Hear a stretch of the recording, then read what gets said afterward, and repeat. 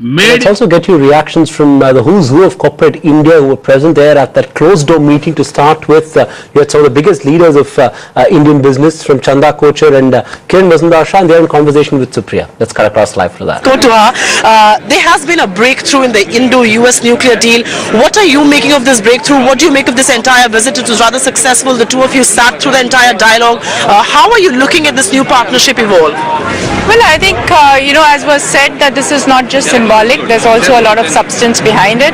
I think it reiterates the fact that if we work together, we can find win-win solutions. It also reiterates the fact that both the governments are looking at what can be done to actually multiply this relationship much further. If I were to ask you the same question, ma'am, the Indo-US nuclear deal is the big clincher, like everybody has been saying.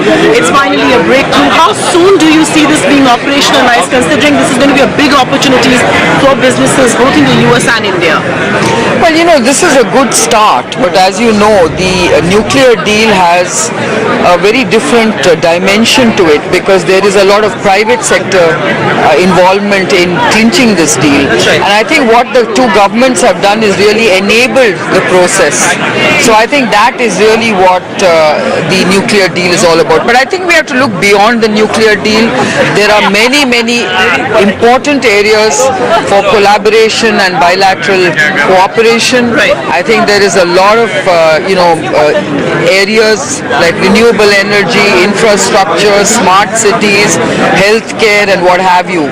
So I think we have to look at it in a more holistic way than just focusing on the nuclear deal. President Ron did talk about the bilateral investment treaty. He says this could be a potential breakthrough. This will be very good for the two countries. What are the opportunities you see with the bilateral investment treaty if this does get underway?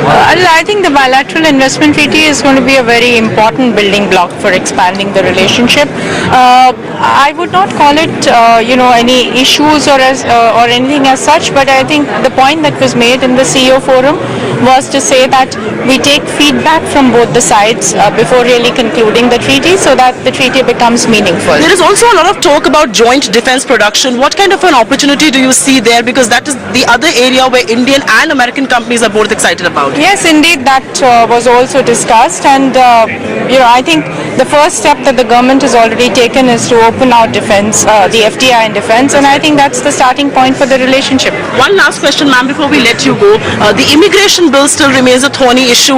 How hopeful are you of that being reviewed by the US? Well, I would only say that, instead of getting into every specific point, I think the whole ethos of the meeting today was that many of these important issues were discussed, and they were well understood from both sides. So I think, and there is a, resolve to say that we should try and work together as much as we can. So I think let's just look for more concrete results emerging in the next few months. Thank you very much, ma'am. Thanks for talking to us.